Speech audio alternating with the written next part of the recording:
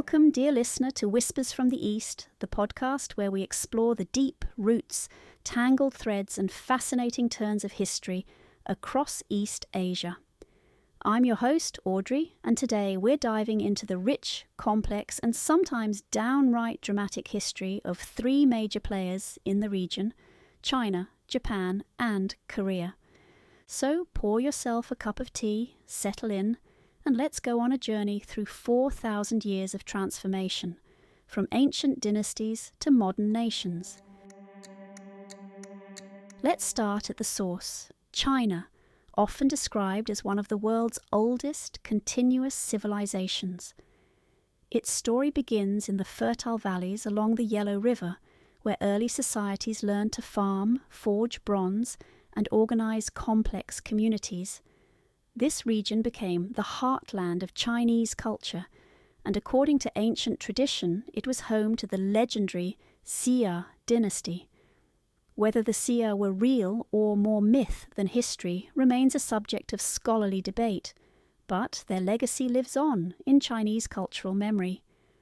What we do know for certain is that the Shang dynasty followed, and here the archaeological record comes to life. The Shang dynasty, around 1600 to 1046 BCE, gives us the earliest confirmed examples of Chinese writing inscribed on oracle bones. Imagine ancient priests heating turtle shells and ox shoulder blades, then reading the cracks to predict harvests, weather, or military outcomes.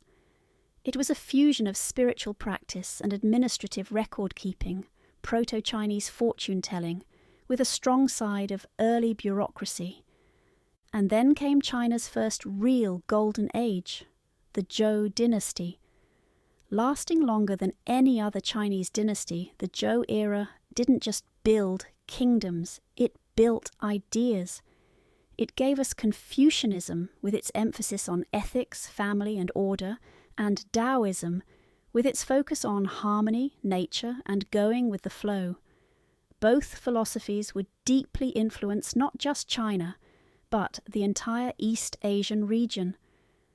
The Zhou also introduced the mandate of heaven, a concept that would become central to Chinese political thought. According to this belief, a ruler's right to govern wasn't absolute. It depended on their virtue and ability to maintain harmony. If a dynasty lost the mandate through corruption or misrule, it was not only expected but justified that they be overthrown. It was an elegant solution to the messy business of power, a divine stamp of approval that could be rescinded at any time. War, unity, and the birth of empire.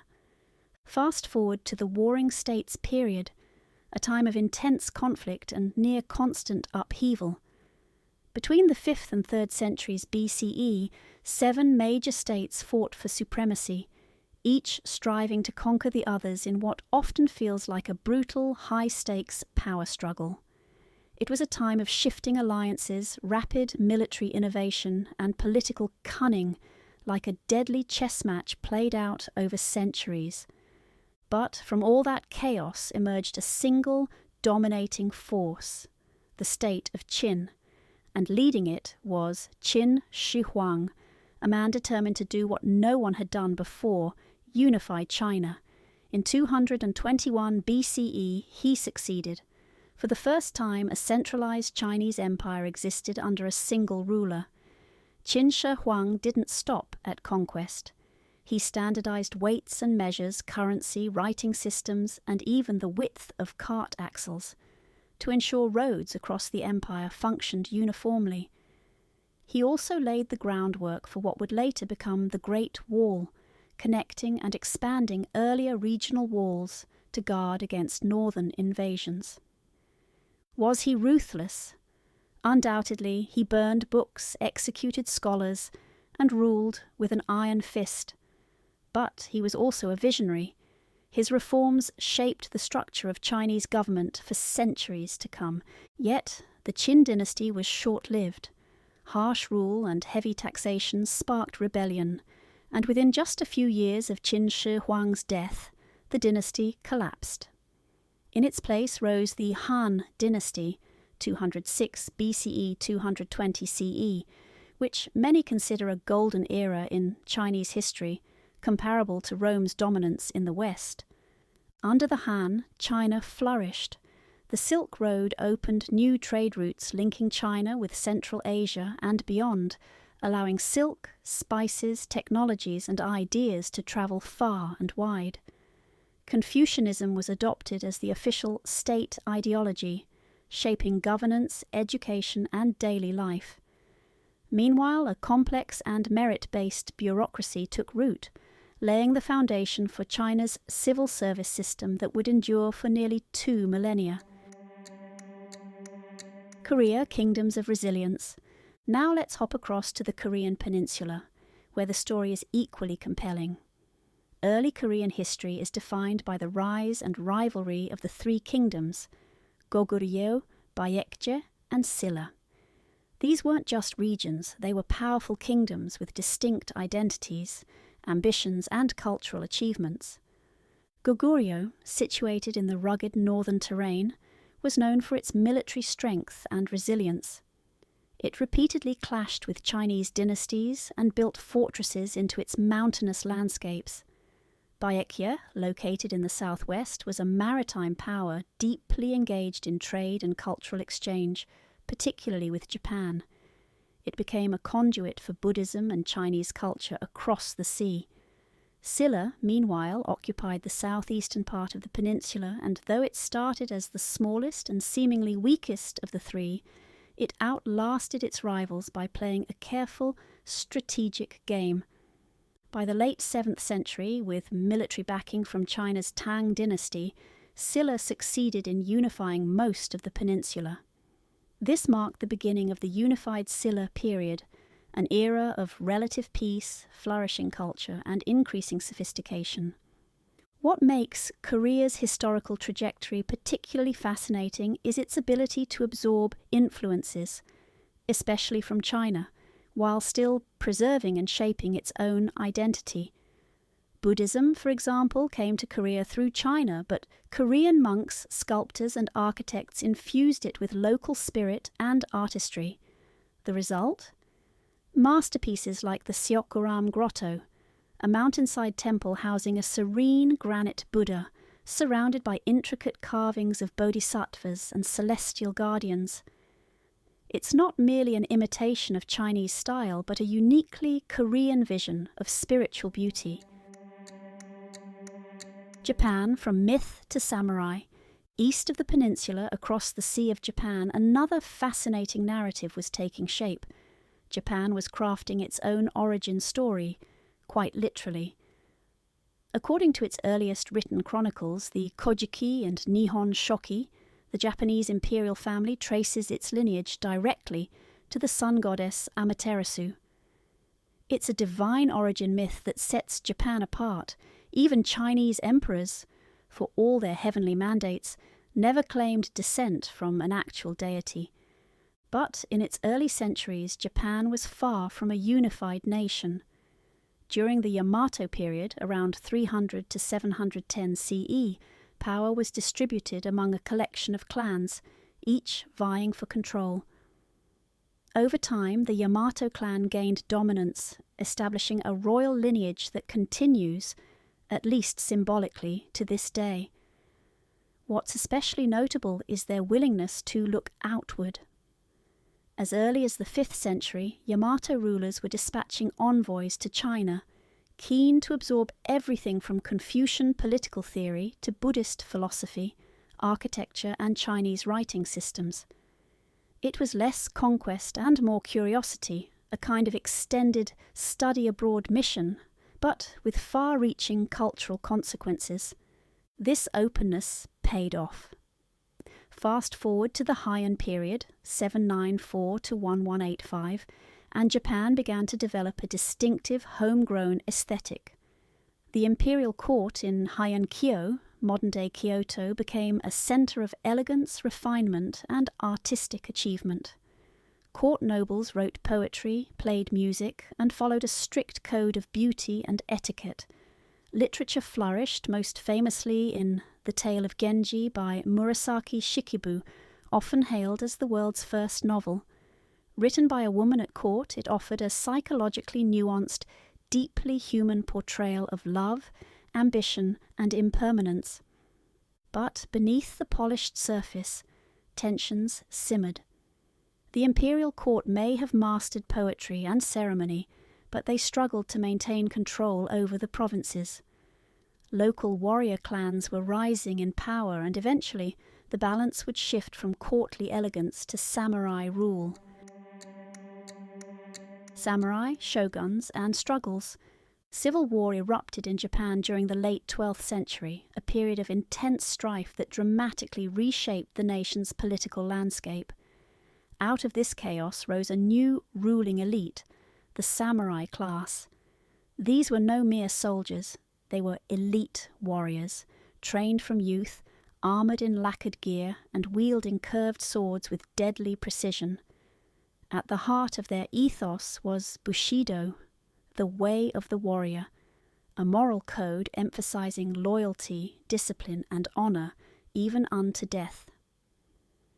The result of this transformation was the Kamakura shogunate, Japan's first military government, established in 1292. Though the emperor remained on the throne, his power was now largely symbolic. Real authority rested with the shogun, a military dictator who ruled in the name of the emperor but answered to no one. This system of warrior rule would dominate Japanese politics for centuries, fundamentally altering how the country was governed. Meanwhile, over on the Korean peninsula, the Goryeo dynasty, 918 to 1392, was in full swing, and yes, the modern name Korea is derived from Goryeo. This era was marked by significant cultural and technological achievement. Goryeo artisans became world-renowned for their exquisite celadon pottery, a delicate green-glazed ceramic that still captivates collectors today. They also pioneered printing technology, producing the Tripitaka Koreana, an enormous meticulously carved collection of over 80,000 wooden printing blocks containing the entire Buddhist canon. This monumental work predates Gutenberg's printing press by centuries and remains one of Korea's most treasured cultural artifacts. But peace was fleeting. In the 13th century, Korea endured devastating invasions by the Mongol Empire, which forced the Goryeo court into uneasy submission. Centuries later, in the late 1500s, Korea faced another existential threat, the Imjin War, sparked by a Japanese invasion under Toyotomi Hideyoshi. Amid this crisis rose one of Korea's greatest national heroes, Admiral Yi Sun-sin. Using brilliant naval tactics and his revolutionary geobukseon, or turtle ships, armoured warships with spiked roofs, he successfully repelled Japanese forces time and again. His leadership is still studied and admired today, both for its ingenuity and unshakable resolve. Ming, Tokugawa, and Joseon. The Long Peace. Back in China, the fall of the Mongol-led Yuan dynasty in the 14th century paved the way for the native Ming dynasty, 1368 to 1644, one of the most iconic eras in Chinese history. The Ming rebuilt and fortified much of the Great Wall, not just as a military barrier, but as a symbol of national strength. Under the Yongle Emperor, they also looked outward. The Admiral Zheng He led vast treasure fleets across the Indian Ocean, reaching as far as the Swahili coast of Africa. His voyages projected Chinese prestige abroad, though the court later turned inward, halting further maritime expansion. The Ming also left a lasting cultural legacy through its refined ceramics, especially the unmistakable blue and white porcelain that would become highly sought after across Eurasia. Yet even strong dynasties crack under pressure. The Ming faced mounting internal corruption, economic troubles, and peasant uprisings. By the mid-17th century, the dynasty collapsed, opening the gates for the rise of the Qing. Founded by the Manchu people from the northeast, The Qing dynasty, 1644 to 1912, was China's final imperial regime. Though ethnically distinct from the Han majority, the Manchus skillfully maintained many Ming institutions while expanding China's territory to its greatest historical extent, including Tibet, Xinjiang, and Taiwan. Meanwhile, in Japan, the 17th century ushered in the Tokugawa shogunate after years of civil war. With the Battle of Sekigahara in 1600, Tokugawa Ieyasu established a regime that would bring over 2 centuries of internal peace. This Edo period, 1603 to 1868, was defined by strict social order, a closed-door policy to foreign influence, sakoku, and vibrant urban culture. Samurai, once battlefield warriors, transformed into bureaucrats and scholars. Cities like Edo, now Tokyo, expanded rapidly, becoming cultural hubs. The arts flourished, especially ukiyo-e woodblock prints, which captured everything from kabuki actors to cherry blossoms to fleeting moments of everyday life. Over in Korea, the Joseon dynasty, 1392 to 1897, cemented itself as one of the longest-lasting dynasties in the world. Joseon society revolved around Confucian values, hierarchy, education, loyalty to the state, but it was also a period of innovation. One of the most revolutionary moments came in the 15th century, when King Sejong the Great introduced Hangul, the Korean phonetic alphabet. Unlike the complex Chinese characters used by elites, Hangul was designed to be easy to learn, dramatically improving literacy among commoners. It was a bold, top-down attempt at social transformation, and it worked. Encounters with the West. The 19th century brought storm clouds and foreign ships. For East Asia, this was a time of disruption, resistance, and reinvention. In China, the Qing dynasty was already straining under internal pressures when it faced a new kind of threat: European imperialism. The First Opium War, 1839 to 1842, triggered by British trade demands and the illegal opium trade, ended in a devastating Chinese defeat. The resulting Treaty of Nanjing forced China to cede Hong Kong to Britain and open several ports to foreign powers, ushering in what became known as the Century of Humiliation. But the blows didn't stop there. The Taiping Rebellion, 1850 to 1864, led by a self-proclaimed messiah, erupted into one of the deadliest civil wars in history, killing tens of millions and further eroding Qing control. Other uprisings and wars followed, each one carving away at China's sovereignty and confidence. Meanwhile, across the East China Sea, Japan was also confronted by Western pressure. In 1853, U.S. Commodore Matthew Perry arrived with black ships and a blunt message: open up to the world or else. Japan's leaders, recognizing the threat, chose transformation over resistance. The result was the Meiji Restoration, beginning in 1868, a political revolution that dismantled the Tokugawa shogunate. The samurai class was abolished, feudal domains were replaced with prefectures, and a modern conscript army replaced hereditary warriors. Within decades, Japan had built railways, factories, a Western-style navy, and even a constitution. This rapid modernization was as much about survival as ambition, and it worked. Japan would soon become a rising imperial power in its own right. Korea, however, was in a far more precarious position. After centuries of maintaining its independence and a strict diplomatic balance between neighboring powers, the peninsula found itself pulled into an imperial tug-of-war. China, Japan, and Russia all sought influence over Korea, each seeing it as a strategic and symbolic prize. Following the Sino-Japanese War, 1894 to 1895, and the Russo-Japanese War, 1904 to 1905, Japan emerged dominant.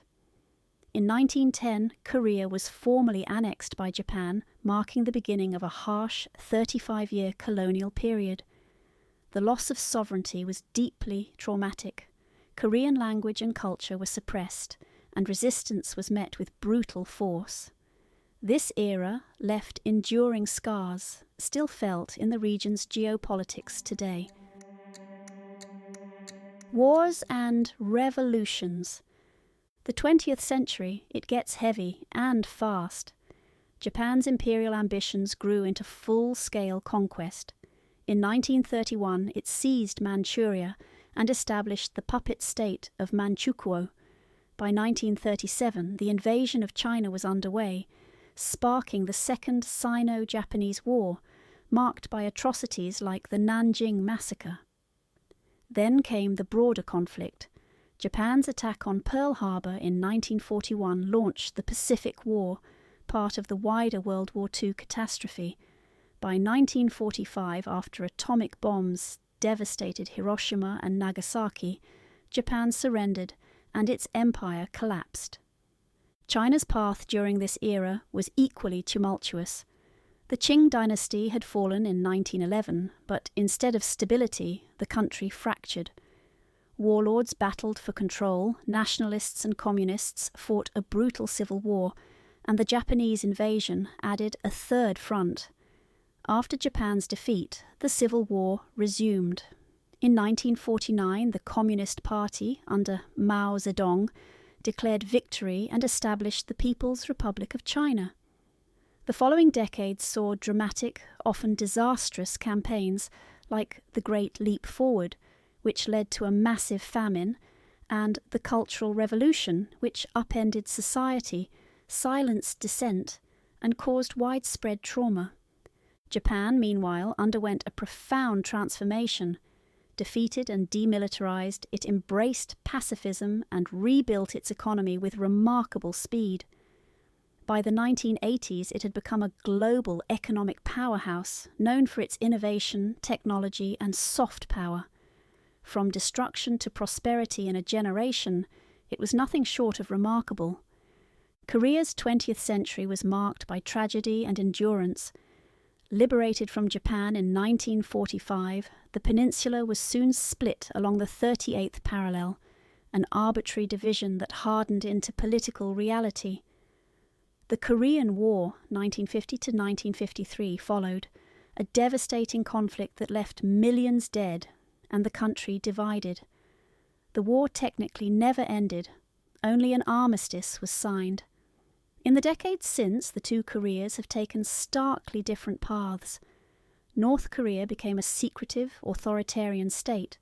South Korea, after decades of military rule, emerged as a vibrant democracy and a global leader in culture and technology. It's a century of pain and resilience, upheaval and renewal, and its legacies are still shaping East Asia today. Today and tomorrow, so where are we now? China stands as a global superpower, an economic juggernaut with growing political clout, a massive population, and technological ambitions that reach from AI to space exploration. Yet it faces significant headwinds, a slowing economy, environmental pressures, demographic challenges, and complex relationships with its neighbours and the wider world. Japan, though no longer the economic titan of the 80s, remains deeply influential. It's a leader in technology, design, and cultural exports, from anime to cuisine, and continues to navigate the delicate balance between preserving tradition and adapting to a rapidly shifting global landscape. South Korea, once impoverished and war-torn, now punches far above its weight. It's a technological powerhouse, a cultural trendsetter, and a key player in regional diplomacy. K-pop, K-dramas, and brands like Samsung and Hyundai are just the visible tip of its remarkable transformation. And then there's North Korea, insular, unpredictable, and tightly controlled.